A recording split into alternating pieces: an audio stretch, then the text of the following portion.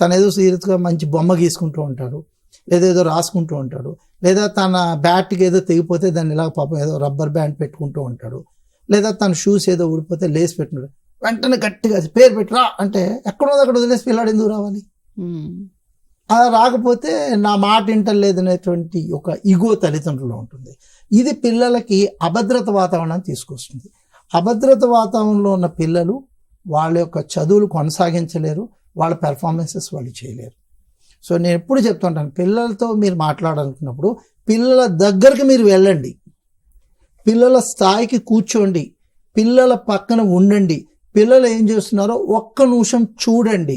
చూసి ప్రశాంతంగా అయిన తర్వాత అప్పుడు ఆ పిల్లలే తలెత్తుతారు. ఏంటి నాన్న నువ్వు వచ్చావు, లేదా అమ్మ నువ్వు వచ్చావు ఏంటి అంటారు. ఆ తలెత్తి నిన్ను గుర్తించి ఏమిటి అని ప్రశ్నార్థకం ఇచ్చినప్పుడు మీరు మాట్లాడండి. వీలున్నంత వరకు మాట్లాడడం కంటే వాళ్ళని వినండి, ఏం చేస్తున్నావా అని వినండి. అప్పుడు వాళ్ళకి జరుగుతున్న కష్టాలు చెప్తారు.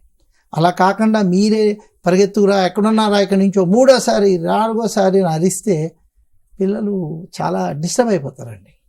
చిన్న వయసుల్లో పిల్లలు డిస్టర్బ్ అయ్యారంటే వాళ్ళు ఎదిగే కొద్దీ సమాజాన్ని కేర్ చేయరు, నైతిక విలువలు ఉండవు, వాళ్ళ మీద వాళ్ళకి నమ్మకం ఉండదు, అటు కుటుంబ సభ్యులతోటి మమైకమై ఉండరు. చివరికి వాళ్ళ జీవితాన్ని చాలా దుర్భంగా రన్ చేస్తారు. ఒక విధంగా సమాజ విద్రోహ శక్తులు తయారవడానికి ఈ పునాది ఇంట్లోనే జరుగుతుంది. నన్ను ఎవరు పట్టించుకోరు, నన్ను ఎవరు కేర్ చేయరు, నన్ను అందరూ వాడుకుంటారు, నేను ఎవరు పిలిచినా వెళ్ళాలి, నేను నించుని మాట్లాడాలి, ఇవన్నీ వాళ్ళ మనోధైర్యాన్ని దెబ్బతీసేస్తాయండి. ఎందుకు నించోవాలి? అమ్మ నాన్నతో మాట్లాడడానికి పక్కన కూర్చుని ప్రశాంతంగా హాయిగా మాట్లాడచ్చు. నించుంటేనే కొడుక కాదు కదా.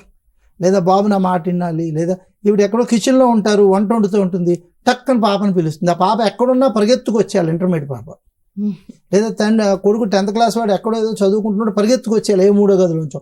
రాకపోతే వీళ్ళకి ఇగో, ఎందుకంటే వీళ్ళు ఆల్రెడీ బర్నప్లో ఉన్నారు. వీళ్ళకి పొద్దున్న వంట వండేయాలి, ఉద్యోగం చేసేయాలి, డబ్బులు సంపాదించాలి, పిల్లల్ని చదివించాలి, పిల్లల డబ్బా పంపించాలి. సో ఈ డబ్బా కనపట్టలేదు, గట్టిగా అరుస్తారు. ఆ అరవడము ప్రదర్శించడం ఇవన్నీ కూడా పిల్లల్ని చాలా చాలా క్షోభకు గురి చేస్తాయి. దయచేసి చదువు అనేది జీవితంలో ఎదగడానికి ఒక సాధనం. అది అందించడం ఎలాగో టీచర్లు చేస్తారు. చేయూతనిస్తూ మేము నీకున్నామన్న భరోసా కల్పించడమే తల్లిదండ్రుల పని.